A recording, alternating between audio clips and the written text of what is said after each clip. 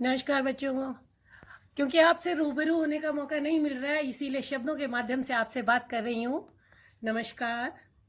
आज मैं आपके लिए व्याकरण का एक पाठ लेकर आई हूँ, पत्र लेखन। पत्र कैसे लिखा जाता है? पत्र लेखन एक कला है। प्रत्येक व्यक्ति को व्यवहारिक जीवन में पत्र अवश्य लिखना पड़ता है।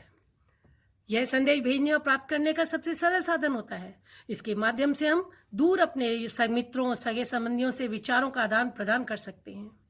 हमें प्रतिदिन बहुत से व्यक्तियों, संबंधियों, कार्यालयों से संपर्क करना पड़ता है और ऐसा संभव नहीं है कि प्रत्येक व्यक्ति प्रत्येक स्थान पर व्यक्तिगत रूप से आके उपस्थित हो जाए। पत्र के माध्यम से प्रेषक, भेजने वाले के ज्ञान और व्यक्तित्व की झलक मिलती है। लेकिन आदर्श पत्र लिखने के कुछ गुण होते हैं। वह पत्र में सरल भाषा का प्रयोग करना चाहिए। पत्र जो भी बात लिखी जाए पत्र में स्पष्ट होनी चाहिए। पत्र संक्षिप्त होना चाहिए। व्याकरण की दृष्टि से भाषा व्यवस्थित होनी चाहिए और विराम चिन्हों का भी उसमें उचित प्रयोग होना चाहिए। बच्चों, पत्रों के बहुत सारे प्रकार होते हैं, लेकिन उनको हम दो भागों में बांट देते हैं, औपचारिक पत्र और अनौपचारिक पत्र। औपचारिक पत्र वो होते हैं जिन व्यक्तियों के साथ हमारे व्यक्तिगत पारिवारिक संबंध नहीं होते, उन्हें जो हम पत्र लिखते हैं वह औपचारिक पत्र कहलाते हैं। प्रार्थना पत्र, संपादक के नाम पत्र, या हमसे कहीं किताब वगैरह मंगानी हो, ऐसे इत्यादि इत्यादि इस श्रेणी में आते हैं। औपचारिक पत्र मुख्यतः 3 प्रकार के होते हैं। प्रार्थना पत्र, इन पत्रों में अवकाश के लिए पत्र, नौकरी के लिए आवेदन पत्र, शुल्क मुक्ति के लिए, चरित्र प्रमाण पत्र के लिए, प्रधानाध्यापक आदि को जो पत्र लिखा जाता है, या पुस्तकालय में बुक्स मंगानी हो, या खेल विभाग के लिए कुछ अनुरोध पत्र लिखना हो, ये सब सम्मिलित होते हैं। दूसरे होते हैं व्यावसायिक पत्र। व्यापार से संबंधित सामान के क्रय और विक्रय के लिए, या शिकायती पत्र हो, स्मरण पत्र हो कि भाई सामान समय पर पहुंचा या नहीं पहुंचा, यह पत्र वह कहलाते हैं। कार्यालयी पत्र, जो कि ये पद अधिकतर सरकारी या गैर सरकारी कार्यालयों में एक विभाग से दूसरे विभाग को लिखे जाते हैं। इनमें किसी विषय का प्रस्ताव, अनुमोदन, अस्वीकृति आदि का उल्लेख किया जाता है। दूसरी तरीके के पत्र होते हैं अनौपचारिक पत्र, जो कि जिन व्यक्तियों के साथ हमारे व्यक्तिगत या पारिवारिक संबंध होते हैं, जो हमारे मित्र हैं, रिश्तेदार हैं, जो उनको जो हम पत्र लिखते हैं, वो सब अनौपचारिक पत्र कहलाते हैं।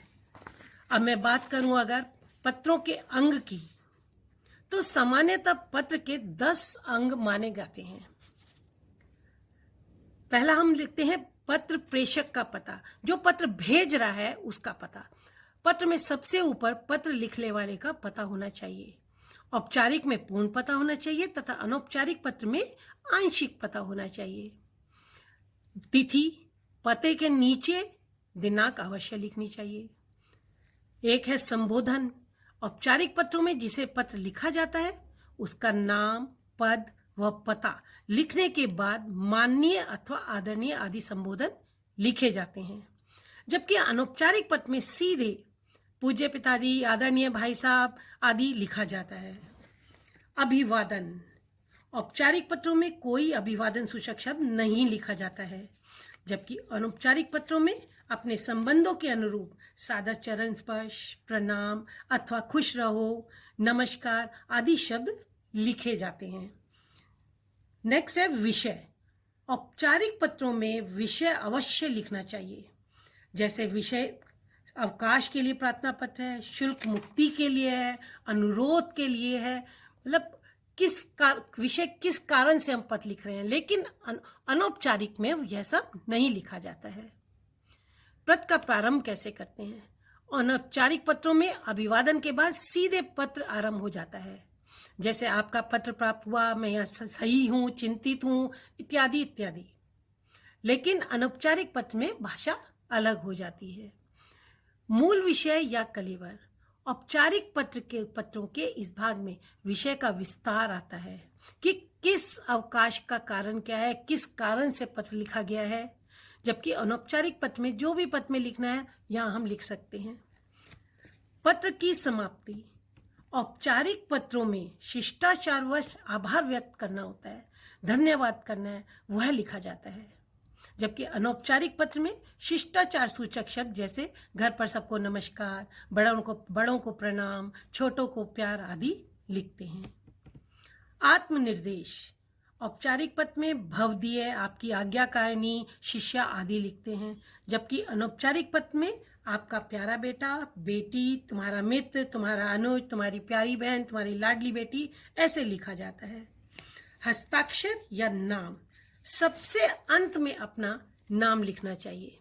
औपचारिक पत्र में पूरा नाम एवं अनौपचारिक पत्र में केवल नाम लिखा जाता है। बच्चों, मैंने अभी आपको पत्र लिखने के अंग बताए, उसके मुख्य बिंदु बताए हैं, और उसी के साथ मैंने आपके लिए एक अनौपचारिक पत्र का और एक औपचारिक पत्र का प्रारूप तैयार किया है, नमूना तैयार किया है। जैसे कि अनौपचारिक पत्र कैसे लिखते हैं।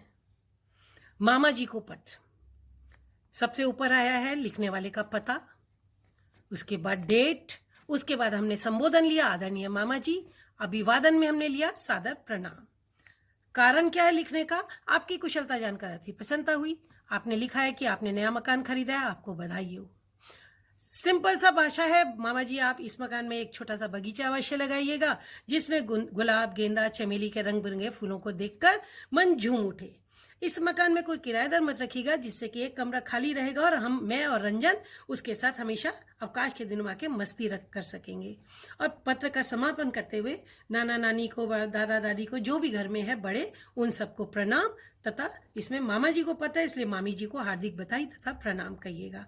और आपकी लाडली भांजी, क्योंकि आप भांजी लगेंगे इसलिए आपकी लाडली भांजी नीलिमा, हमने एक प्रारूप ये दिया है। तो ये आप देख सकते हैं कि मैंने कैसे एक अनौपचारिक पत्र का प्रारूप पूरा आपके लिए दिया हुआ है। ऐसा ही मैंने एक लिया है अनौपचारिक पत्र का प्रारूप, कि अनौपचारिक पत्र में स्थानांतरण, मतलब आपको टीसी चाहिए, क्योंकि आप एक जगह से दूसरी जगह ट्रांसफर होकर जा रहे हैं, तो उसके लिए ये आवेदन पत्र है, जो कि औपचारिक पत्र है। इसमें सेवा में प्रधानाचार्य महोदय, जहाँ पर विद्यालय का नाम है वहाँ पर हमने अपने स्कूल का नाम लिखा है, या फिर आप जहाँ भी लिख रहे हैं जिस भी स्कूल में है तो वहाँ पर लिखा जा सकता है, Saint John senior secondary school Kota. विषय क्या है? स्थानांतरण प्रमाण पत्र के लिए अनुरोध। संबोधन में हम लिखेंगे मान्यवर, क्योंकि हम ये प्रिंसिपल को लिख रहे हैं। और विषय क्या है? सविनय निवेदन है कि मैं आपके विद्यालय की 8वीं कक्षा का विद्यार्थी हूँ। मेरे पिताजी का स्थानांतरण लखनऊ हो गया है, मैं भी परिवार के साथ लखनऊ जा रहा हूँ। वहां पर मुझे अन्य विद्यालय में प्रवेश हेतु स्थानांतरण प्रमाण पत्र की आवश्यकता होगी, अतः मुझे स्थानांतरण प्रमाण पत्र देने की कृपा करें। उसके बाद समाप्ति पे लिखेंगे आपकी अति कृपा होगी, धन्यवाद। धन्यवाद लिखना ना भूलें। और उसमें आपका आज्ञाकारी शिष्य अपना नाम, कक्षा जो भी है, सेक्शन और दिनांक, इसमें औपचारिक पत्र में दिनांक जो होती है वह सबसे नीचे आ जाती है। तो ये बेटा मैंने आपके लिए एक प्रारूप तैयार किया था। इससे मैं समझती हूँ कि आपको पत्र लेखन समझ में आया होगा।